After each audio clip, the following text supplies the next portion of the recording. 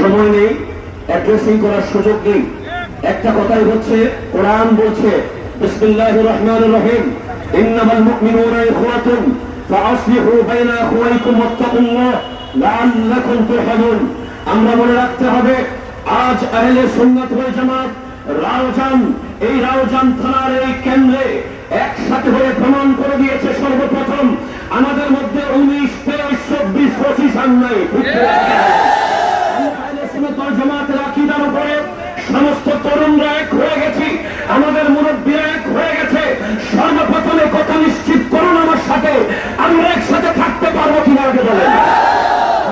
থাকতে পারবো কিনা?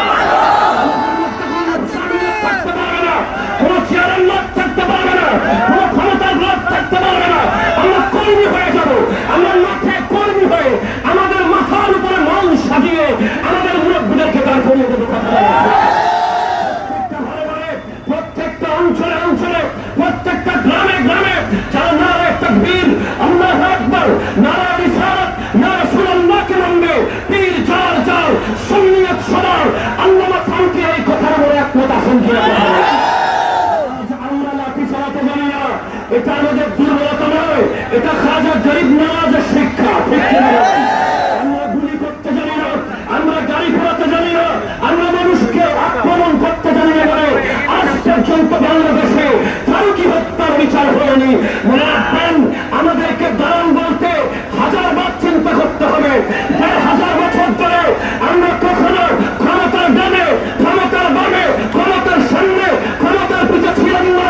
আমরা ক্ষমতা যা যায় চেয়ারে আমরা তাদেরকে বসিয়েছি। ভিক্ষা কথা আমরা চেয়ারে বসাতেও পারি, চেয়ার থেকে নামাতেও পারি।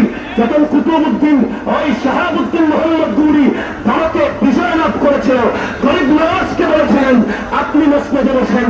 খাজা গরিব নওয়াজ মসনদ চান নাই, তাদেরকে মসনদ দিয়ে দিয়েছেন। কিছুই নয়,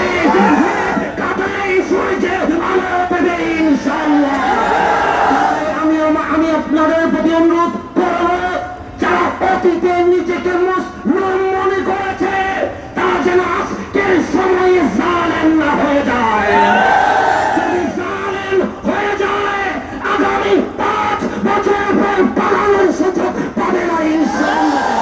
আসসালামু আলাইকুম ওয়া রাহমাতুল্লাহ। একটু জোরে তুলে বলতে হবে, নারায়ে তাকবীর, নারায়ে রিসালাত, নারায়ে গাউসিয়া, শান্তি সম্প্রীতি সমাবেশ আল্লাহ কবুল করুন। বক্তার কোনো অভাব নাই, আগুন জ্বালিয়ে দিয়ে আবার নিভাইতে